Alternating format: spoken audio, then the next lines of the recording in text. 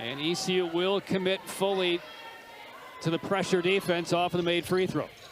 And can they turn the Owls over? And we get a quick whistle and a foul going on ECU.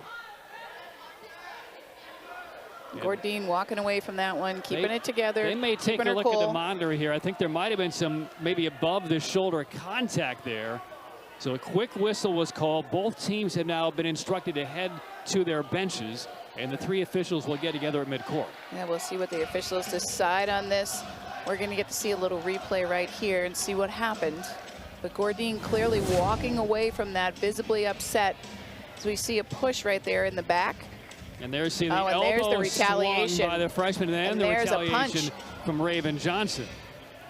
So it was the right elbow swinging back from Anaya Gordine, and then it looked like Raven Johnson, after she took that blow, went after Gordine. Took a little swing. Might have been a little swing or perhaps a punch. It's all on the interpretation of these coaches, or probably of the officials.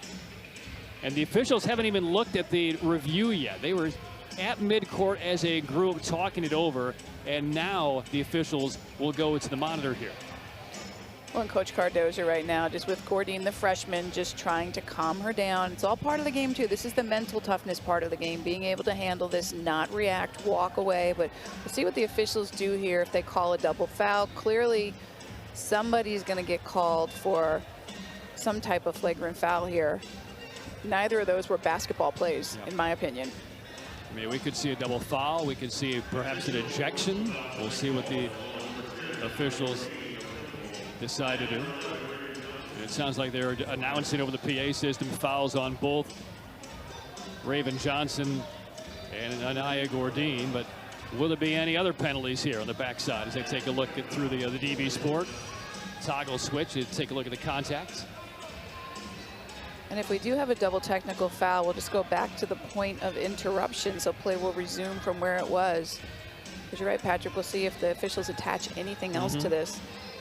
So it's the fourth personal foul on Gordine.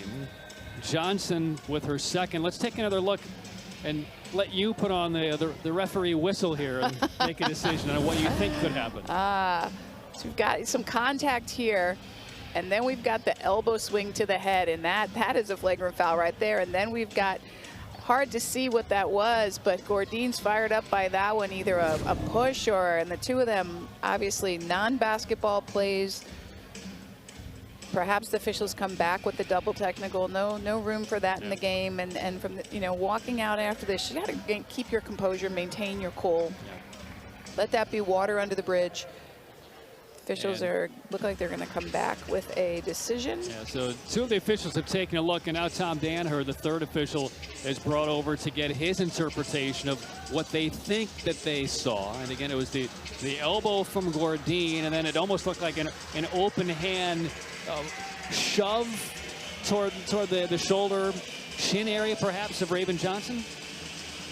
And deciding if that elbow from Gordine was intentional, any kind of elbow to the face contact is going to be a technical foul of some sort. So Temple leading by 16. Minute 35 left in this third quarter. And ECU's not out of this one. We saw them, their capability of scoring those 8 points at the beginning of the third quarter. So the officials are now done taking a look at it. We've already had technical fouls assessed through the PA announcer and the stats that we're looking at. So technicals have been both assessed against Johnson and Gordine. Now the question is, will there be anything above and beyond what has already been called? And I would have a hard time believing that there won't be anything tacked onto this. Will players be DQ'd? We'll see.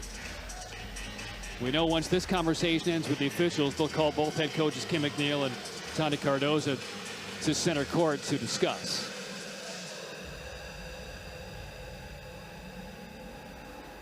And now here come the coaches. And you can always tell by the reaction of the head coaches, as they're going to keep some social distancing here. The reaction on their face will tell you if they agree with the call or disagree. neither of them look too happy right now. That's not the look of a head coach who is really quite buying into what she's hearing so far. I think when they get a chance to watch the film, they will see the responsibility of both players, but that's so hard to see all the way down on the other end. Coach Cardoza clearly not happy with the call. Yeah, she was pretty animated and still is on the Temple sideline. And I believe we will have one of the officials come over here and enlighten us. They normally do. And it looks like they have agreed to not further assess any penalties. Would be a double technical foul. Play resumes from the point of interruption.